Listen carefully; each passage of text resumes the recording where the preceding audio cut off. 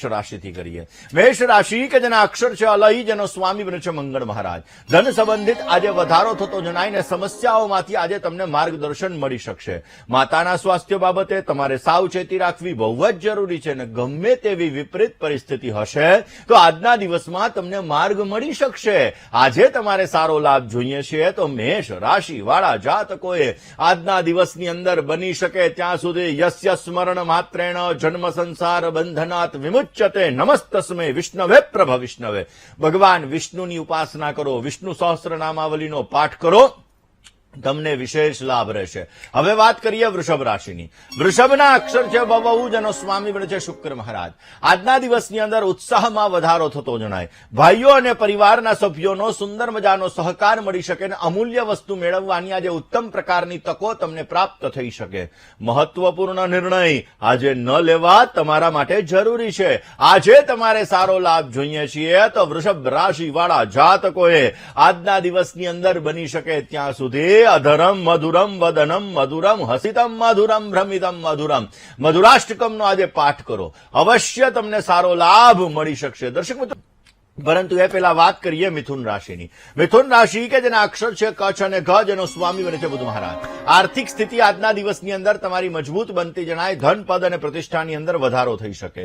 પરિવાર અને સંતાનને લગતા પ્રશ્નો હળવા બનાવી શકો અને માતાના આશીર્વાદથી તમને સારી એવી ધન પ્રાપ્તિ થવાના સંપૂર્ણ યોગો બની રહ્યા છે.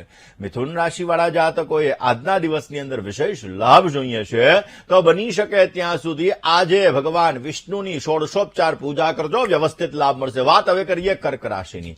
કર્કના અક્ષર છે ડ અને હ, જેનો સ્વામી બને છે ચંદ્ર મહારાજ. યાત્રા પ્રવાસથી આજે સુંદર મજાનો તમને લાભ મળતો જણાશે. સન્માનની પ્રાપ્તિ થાય, લાભ મળતો જણાય, પરંતુ સ્વાસ્થ્ય બાબતે આજે તકેદારી રાખવી જરૂરી છે. કારણ વગરની ચિંતા, કારણ વગરનું ટેન્શન તમને નુકસાની કરાવી શકે છે. માટે ટેન્શન ચિંતા ન રાખવા બહુ જ જરૂરી છે. કયો ઉપાય કરવો? આજના દિવસની અંદર અચ્યુતમ કેશવમ રામ નારાયણમ અચ્યુતાષ્ટકમનો આજે તમે વિશેષ માત્રામાં પાઠ કરો. અવશ્ય આપને સારો લાભ મળી શકશે. કોલર મિત્ર સાથે વાત કરવી છે એની સમસ્યાનું. સિંહ રાશિની. સિંહ રાશિ કે જેના અક્ષર છે મ અને ટ, જેનો સ્વામી બને છે સૂર્ય મહારાજ. પિતા અથવા વડીલનો સુંદર મજાનો સહકાર તમને મળતો જણાશે. ભાગ્યમ ફલતિ સર્વત્રમ. ભાગ્ય બળની અંદર આજે વધારો થઈ શકે. પરિવારની અંદર થોડુંક ટેન્શન, થોડીક ચિંતાનું વાતાવરણ સર્જાય, પણ તમે તમારી સૂઝબૂઝ દ્વારા આ ટેન્શનને દૂર કરી શકો. વાણી ઉપર સંયમ રાખવો તમારે બહુ જ જરૂરી છે. ક્યાંક વાણીના લીધે અબજસનો ભોગ ન બનો તે અંગે તકેદારી રાખવી બહુ જરૂરી રહેશે. કયો ઉપાય કરવો? સિંહ રાશિવાળા જાતકોએ આજના દિવસની અંદર 108 વાર ગાયત્રી મંત્રનો જપ કરી તમારા દિવસની શરૂઆત કરો, બેટર રિઝલ્ટ મળશે. વાત કન્યા રાશિની કરીએ. કન્યાના અક્ષર છે પઠ અને હણ, જેનો સ્વામી બને છે બુધ મહારાજ. પારિવારિક જીવન આજે તમારું સુખમય બનતું જણાય. સંતાનને લગતો લાભ આજે તમને મળી શકે. ધન પ્રાપ્તિના આજે ઉત્તમ પ્રકારના યોગો જણાઈ રહ્યા છે. ને પૈસા લેવામાં અને પૈસા દેવામાં થોડી સાવધાની રાખજો. આજે તમારે સારો લાભ જોઈએ છીએ તો કન્યા રાશિ વાળા જાતકોએ આજના દિવસની અંદર બની શકે તો જયતિ તે ધિકમ જન્મના વ્રજ સ્રયત ઇન્દિરા શશ્વદ્રક્ત રહી.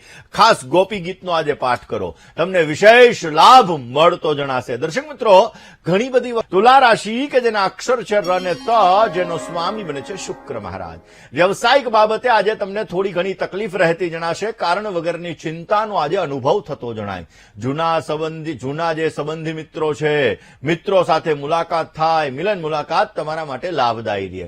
આજના દિવસની અંદર થોડી ઘણી ધનહાનિની શક્યતા છે, માટે ખર્ચ સંભાળીને કરવો તમારા માટે લાભદાયી છે. તુલા રાશિવાળા જાતકોએ વિશેષ લાભ જોઈએ છીએ તો ઓમ લક્ષ્મી નારાયણાય નમઃ, ઓમ લક્ષ્મી નારાયણાય નમઃ. આ મંત્રનો તમે જપ કરો, તમને વિશેષ લાભ મળી શકશે. હવે વાત કરીએ આપણે વૃશ્ચિક રાશિની. વૃશ્ચિક રાશિ કે જેના અક્ષર છે ન અને ય, જેનો સ્વામી બને છે મંગળ મહારાજ. હરીફાઈવાળા કામકાજની અંદર આજે વિજય થતો જણાશે. સ્વાસ્થ્ય બાબતે આજે તમારે તકેદારી રાખવી બહુ જ જરૂરી છે. તમારા અટવાયેલા કામ આજે પરિપૂર્ણ થતા જણાય અને વિરોધીઓ તમારાથી પરાસ્ત થશે.